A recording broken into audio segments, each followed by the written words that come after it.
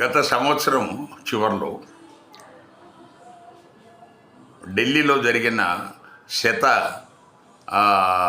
వార్షిక మీటింగ్ ఏదైతే ఆర్ఎస్ఎస్ 100 సంవత్సరాలు పూర్తి చేసుకున్న సందర్భంగా ఢిల్లీలో ఒక మహాసభ నిర్వహించారు.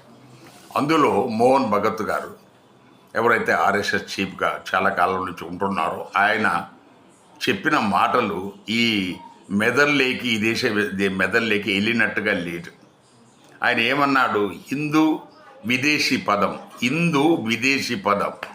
It is not Indian, it is not Hindu is not an Indian word, అది మనది కాదు.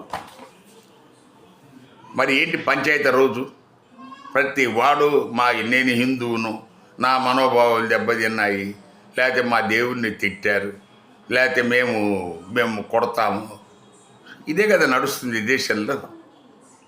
మరి ఆర్ఎస్ఎస్ మనకు ఆదర్శప్రాయమైన సంస్థ, దాని తర్వాత బీజేపీకి గురువు, బీజేపీకి తల్లిదండ్రి కూడా ఆర్ఎస్ఎస్. వాళ్ళ దైవాలనే వాళ్ళ అధికారంలోకి వచ్చారనేది అందరికీ తెలిసిన విషయం. వాళ్ళు కూడా యాక్సెప్ట్ చేస్తున్నారు, మోడీతో సహా, వెంకయ్య నాయుడు గారు సహా అందరూ వాళ్ళు యాక్సెప్ట్ చేస్తూనే ఉన్నారు. సో మా పదం మనది కాదు, విదేశీ పదం. సో మన హిందువులం కాదు అని ఆయన అంటే, మన దేశంలో మనమంతా హిందువులమని రోజు గోలేంటి?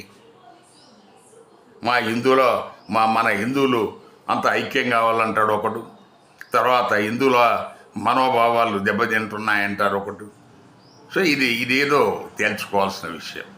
ఎందుకంటే మనము మరి ఆర్ఎస్ఎస్ చీఫ్ చెప్పినప్పుడు మనం దాన్ని పాటిద్దాం. హిందూ పదం అనేది మనది కానప్పుడు హిందూ దేశం ఎట్లా ఉంది? ఒకసారి ఆలోచించండి.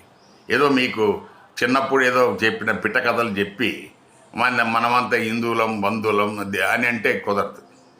సో ఇది ఆలోచించాల్సిన విషయం. Thank you.